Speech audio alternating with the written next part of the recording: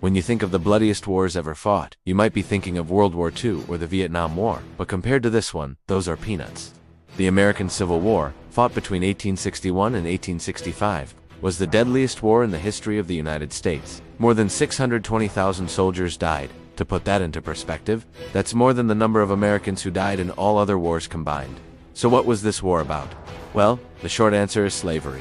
The slightly longer answer is maintaining the Union of America. And it was one of the most brutal, horrific wars ever fought. The story of the Civil War begins in 1860 when Abraham Lincoln was elected the 16th President of the United States. Now, Lincoln was a Republican, which at the time meant he was anti-slavery. But up until his election, the issue of slavery had been largely ignored. As far as the politicians were concerned, slavery was like this third rail that you don't want to touch.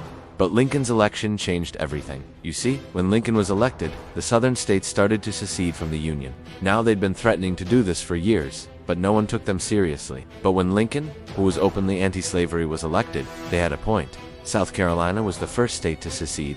Then Mississippi, Florida, Alabama, Georgia, Louisiana, and Texas followed. And then they formed the Confederate States of America with Jefferson Davis as its president. Now the northern states were horrified. They argued that once a state joined the Union, it couldn't leave, and this was mostly true. The only time the U.S. had ever added or removed a state was when it was created. At the time, there were 30 states in the Union. The South wanted to add Texas, and the North wanted to add Oregon. So they compromised by admitting both at the same time.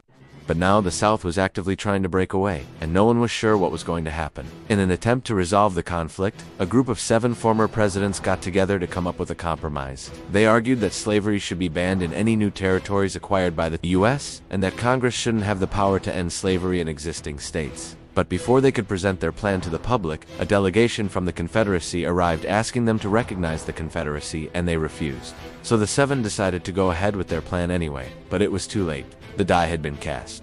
The South had already started seceding, and war was imminent. Virginia was next. When news broke that federal troops were heading toward the southern states, the governor of Virginia declared martial law and began to assemble militias to defend the state. This led to the first battle of the Civil War at Fort Sumter in April 1861. It was a Union fort in South Carolina. But just over a year earlier, it had been ceded to the Confederacy. And now the Confederacy was demanding that the Union surrender the fort.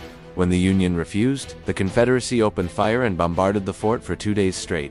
Eventually, the Union surrendered. No one died during the bombardment, but one man did die as a result of the battle. He was an American Civil War widow. As soon as the news broke, 4 more southern states seceded and joined the Confederacy, bringing the total to 11. And just like that, the American Civil War had begun. Over the next 4 years, the two sides would fight across America. They fought in swamps and deserts and forests and small towns and big cities. By the time it ended, more than 620,000 people were dead.